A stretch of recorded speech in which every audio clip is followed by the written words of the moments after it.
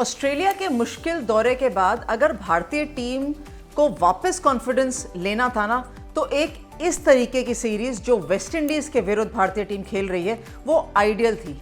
और वो ideal scenario को भारतीय टीम ने परफेक्ट तरीके से इस्तेमाल किया है to get back the confidence, get back to winning base and also जो नए खिलाड़ी हैं उनको अवसर देना, अपने कंडीशंस में अच्छे बैटिंग ट्रैक्स के ऊपर और जीत हासिल करना।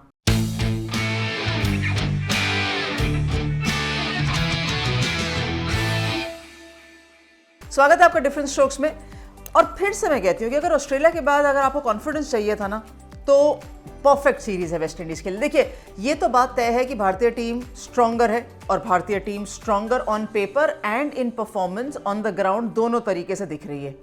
जहां वेस्ट इंडीज का थोड़ी बहुत चुनौती टी20 के अंदर दिखी थी, वहां तक वनडेज आते आते तो वो चुनौती बिल्कुल ही खत्म हो गई। इनफैक्ट जो थोड़ी बहुत अवसर था वो ये था कि अगर वेस्ट इंडीज की टीम रन्स बोर्ड पे डाले और फिर भारतीय टीम को परेशान करे, तो अभी तक तो वो देखने को मिला नहीं है।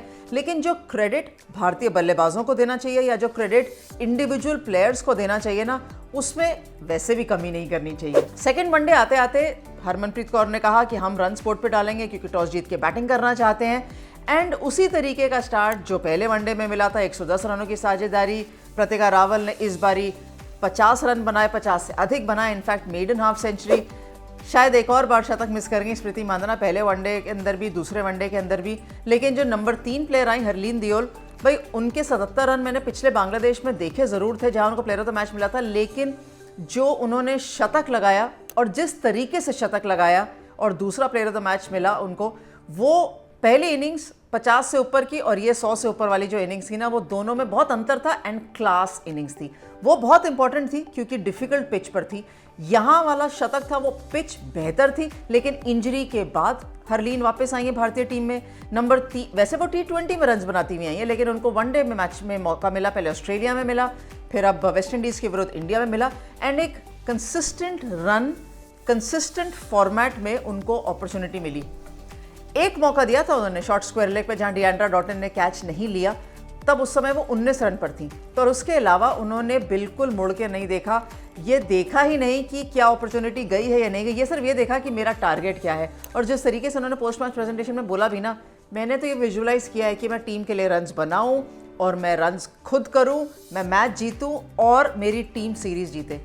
It was absolutely perfect. आगे का बॉल आगे, पीछे का बॉल पीछे, और जिस तरीके से वो क्रीज मनूवर कर रही थी, it was an absolute treat to watch Harleen Deol bat. Jemimah Rodrigues is another player जो शायद कम क्रेडिट मिलता है उनको, लेकिन इस सीरीज के अंदर खास तौर पर जो वो शॉट्स खेल रही हैं, जिस तरीके से कंट्रोल है उनके अपने बैटिंग के ऊपर, वो एक और बहुत बड़ा और एक प्लस पॉइंट है भारतीय टीम के लिए। आई एम श्योर आगे आने वाले दिनों के अंदर हम ये चीज़ों पर बहुत ज़्यादा बात करेंगे एंड कंसिस्टेंटली बात करेंगे, लेकिन एट प्रेजेंट जो डिफरेंस दिख रहा है ना, टॉप ऑर्डर जमीमा रॉड्रिक्स या middle order Jemimah Rodrigues and the middle order of India, specially because Jemi is doing well. अगर हरमन की बारी आती है और वो भी अच्छा खेलती हैं तो फिर, या ऋचा घोष खेलती है, तो वो जो मिडिल ऑर्डर की हमेशा बात करते हैं ना, that is actually been very strong. That has been the difference for India कि वो 300 से अधिक या 250, 250, 260 के आसपास जो रन बन रहे हैं। प्रतिका रावल के लिए तारीफ करनी चाहिए क्योंकि उन्होंने बैटिंग भी अच्छी करी और जब बॉलिंग का अवसर मिला तो उन्होंने विकेटें भी ली, कैच भी लिया। इनफैक्ट अगर मैं ये कहूँ कि she is the only allrounder, क्योंकि बैटिंग एंड बॉलिंग दोनों करी है, कि जिन्होंने 70 से ऊपर रन किए हैं एक ही मैच में 2 विकेटें ली हैं और एक ही मैच में 2 कैचेस भी पकड़े हैं, तो ये पहली बार है कि भारतीय खिलाड़ी ने ऐसा कुछ किया है। एंड इनफैक्ट प्रतिका रावल तो अपना सेकंड वनडे इंटरनेशनली खेल रही हैं, so congratulations to her. West Indies again, Hayley Matthews के अलावा इस टीम में बहुत कुछ है नहीं बात करने के लिए, क्योंकि जिस तरीके की बल्लेबाजी हेली मैथ्यूज करती हैं, बहुत क्रेडिट है इनके पास, बहुत क्रेडिट है इनको देना चाहिए, बहुत दम है इनके पास, जो ये लगातार इस तरीके का प्रदर्शन करती है और ये कहती है कि कोई बात नहीं, मैं अकेली डटी रहूंगी। 100 रन इतने बढ़िया तरीके से बोर्ड पे डाले।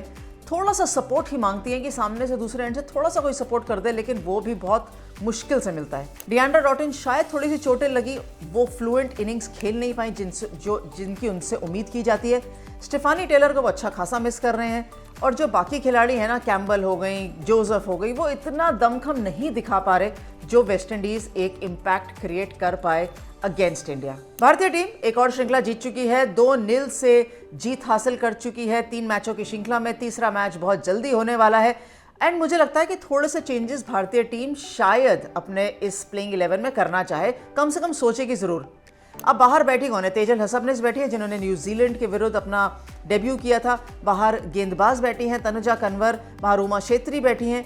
लेकिन मुझे लगता है सबसे ज़्यादा अवसर अगर किसी को इन सब के खिलाड़ियों में से मिल सकता है ना, तो वो तेजल हसबनेस। अब लेकिन सवाल ये उठता है कि अगर तेजल अंदर आएंगी तो बाहर कौन जाएगा, क्योंकि वो कोई मिडिल ऑर्डर का खिलाड़ी जाएगा। ऐसा मुझे लगता है कि तेजल को अवसर दिया जा सकता है, गारंटी नहीं है, एंड इनफैक्ट बहुत ही मुश्किल है उनका टीम के अंदर आना। लेकिन फूड फॉर थॉट, अगर किसी भी खिलाड़ी को चेंज किया जाए तो वो कौन होगा, और किसी भी खिलाड़ी को चेंज किया जाए तो वो किसकी जगह होगा, ये आप देख के बताइए। क्योंकि 2 दिन की छुट्टी है और फिर भारतीय टीम मुकाबला खेलेगी, दिन का मुकाबला रहेगा। तो श्रृंखला भारतीय टीम अपने नाम ऑलरेडी कर चुकी है, एक और series Harmanpreet Kaur and team अपने नाम कर चुकी है। तो फेस्टिव सीजन की शुरुआत भारतीय जीत के साथ। आप सभी को merry Christmas and compliments of the season. आपका दिन अच्छा हो, आपका सीजन अच्छा हो, एंड आने वाला साल बहुत अच्छा हो। तो मेरी तरफ से, डिफरेंट स्ट्रोक्स की टीम की तरफ से, विश यू अ मेरी क्रिसमस। लाइक, कमेंट, शेयर करना मत भूलिएगा and do subscribe to Different Strokes. Thanks very much for watching.